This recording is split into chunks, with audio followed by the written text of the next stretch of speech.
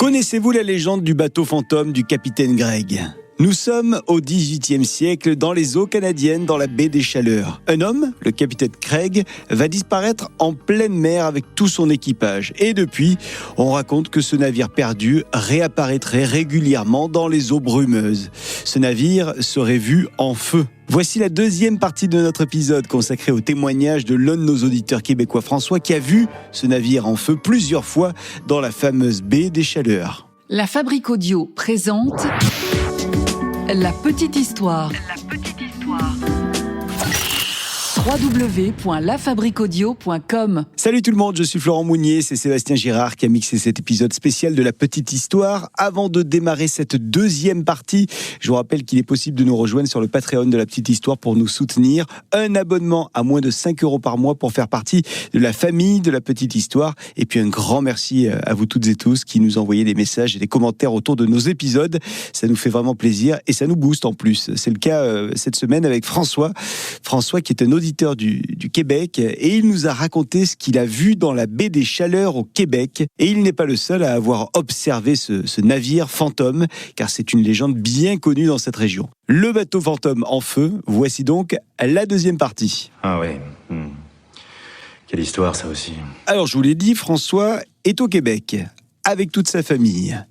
À ce moment-là, nous sommes dans les années 80 et François est un enfant. Il joue donc avec ses cousins et ses cousines. Nous sommes au 2e étage de cette grande maison de famille, une maison qui donne sur la baie des Chaleurs. Toute la bande de cousins vient à l'instant d'apercevoir une grosse boule de feu depuis la fenêtre de la chambre du haut. Cette boule est apparue sur les eaux dans la baie. Et les cousins les plus âgés se sont alors mis à raconter des histoires de pirates et de corsaires, histoire d'effrayer les petits cousins. Bon, ce qui est sûr, c'est que quelque chose est bel et bien en train de brûler sur l'eau. Attirés par les cris exaltés des enfants, certains adultes vont monter au 2e étage de la maison pour voir ce qu'il s'y passe. Et on commence à entendre des mots, 2 mots résonner dans la demeure. Bateau, fantôme. En effet, tout le monde se met à évoquer cette légende régionale bien connue du bateau fantôme qui jadis brûlait dans les eaux de la baie. Certains adultes sont presque lassés de cette histoire et ne montent même pas voir le spectacle, marmonnant « Oh, encore le bateau fantôme !» Quel souvenir de famille pour François et pour ses cousins. Une soirée que la cousinade n'est pas prête d'oublier. Alors pour faire cet épisode du podcast, François a pris le temps d'appeler l'un de ses oncles et lui aussi, il se souvient de cette soirée. Il se souvient très bien d'avoir vu le bateau fantôme qui brûlait sur la baie durant la semaine du mariage de son frère Fernand. C'est pour cela qu'ils s'étaient tous retrouvés dans cette maison de famille.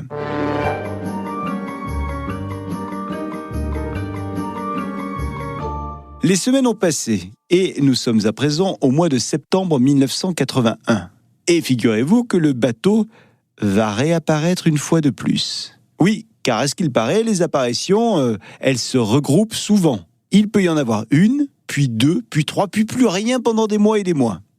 François a donc démarré l'école, et c'est pour lui sa première année d'école. Le directeur de l'école dans laquelle il se trouve, l'école François Thibault, c'est un certain Monsieur Lacroix. Alors dans les jours où va apparaître à nouveau ce fameux bateau fantôme sur la baie des Chaleurs, eh bien Monsieur Lacroix va prendre le soin de faire un message à l'attention de toutes les classes de l'école. Juste pour rassurer tout le monde. Un message dans lequel il dit de ne pas s'inquiéter. Il dit que le bateau qui a été vu sur la baie en train de brûler, ce n'est que le bateau fantôme.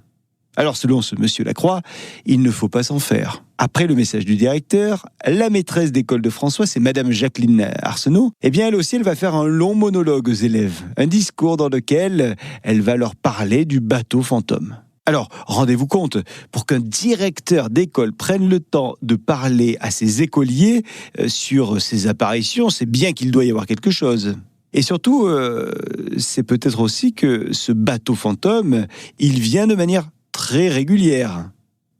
Bon, en tous les cas, je peux vous dire que à la récréation, les enfants ne parlent désormais plus que de ça. Et comme François, il l'a vu de ses yeux vus, ce bateau fantôme, dans les jours qui ont précédé, eh bien tous ses camarades vont lui demander qu'il raconte l'histoire et qu'il la répète à l'infini. Et tout le monde va l'écouter, François.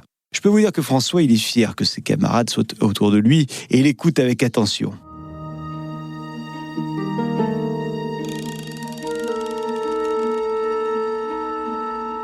Les années ont passé et nous sommes désormais en 1993. François, lui, il a 18 ans. À ce moment-là, François, c'est un étudiant au Cégep de la Gaspésie et des îles à Gaspé. Le Cégep, c'est le collège d'enseignement général et professionnel au Québec. Bon, quoi qu'il en soit, à cette période, François, il revient à la maison familiale pour la période de l'été. Là, nous sommes à l'été 1993. Et François, il a profité de son été pour se former à l'astronomie. Il fait désormais partie d'un petit club d'astronomie qui est près de la maison. Alors à l'époque, ce genre de club est très populaire. Bon, et d'ailleurs, c'est encore le cas maintenant, il y a toujours du monde dans ces clubs-là. François, il s'est procuré ce qu'on appelle un cherche-étoile. On dit aussi un planisphère, c'est-à-dire une carte circulaire qui est dotée d'un masque, un masque qui tourne pour montrer à travers une fenêtre la région du ciel visible en fonction de l'heure, de la date et du lieu où vous observez. Alors l'un des copains de François, c'est Patrick. Et je peux vous dire que Patrick, c'est un féru d'astronomie. Et comme il fait ça depuis longtemps, je ne vais pas vous mentir, il est meilleur en astronomie, il a plus de connaissances que François. Alors pendant l'été, François et Patrick vont se retrouver régulièrement pour aller observer les étoiles dans l'un des plus beaux endroits de leur village. C'est un endroit merveilleux car il n'y a pas de lumière proche ou de lampadaire. Un endroit où on peut même admirer la Voie lactée. C'est un quai de pierre qui fait plusieurs centaines de mètres et qui est dans la baie. Ce quai sert de brise-lame pour le courant, pour les bateaux de pêche.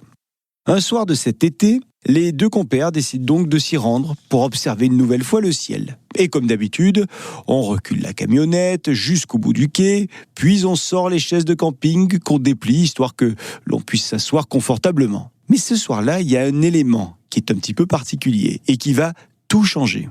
En effet, on dirait qu'il y a un truc qui brûle là-bas, au loin, sur l'eau. François et Patrick se mettent alors à observer la scène avec plus d'attention et ils commencent tous deux à se demander s'ils ne devraient pas appeler la sécurité civile. Ouais, mais en 1993, pas de portable dans la poche du pantalon. Alors les deux amis se disent que c'est pas très grave, que de toute façon, ça doit être encore une fois le bateau fantôme. Et puis, François et Patrick se disent aussi que si c'était un vrai bateau qui brûlait, quelqu'un d'autre l'aurait vu et aurait appelé les secours. François et Patrick vont donc continuer leur observation pendant un bon moment, se demandant à combien de mètres, de centaines de mètres ou de kilomètres même, se trouve cet élément bizarre sur l'eau. Mais déjà que c'est un petit peu dur de déterminer la distance d'un feu sur l'eau en pleine journée, alors imaginez plutôt dans l'obscurité, c'est quasiment impossible. Phénomène étonnant, pendant que le bateau brûle sur l'eau, il semble bouger. Ce soir-là, le courant se déplace vers l'est et le bateau dérive. Et petit à petit, il va se rapprocher vers François et Patrick. Au fur et à mesure que la soirée se passe, le bateau semble avoir tourné à 45 degrés. Tenez, un autre élément intéressant. Les deux garçons vont apercevoir 3 pics sur le haut du bateau.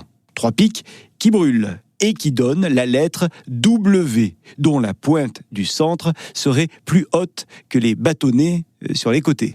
Selon Patrick et François, le bateau fantôme est donc un 3-mâts.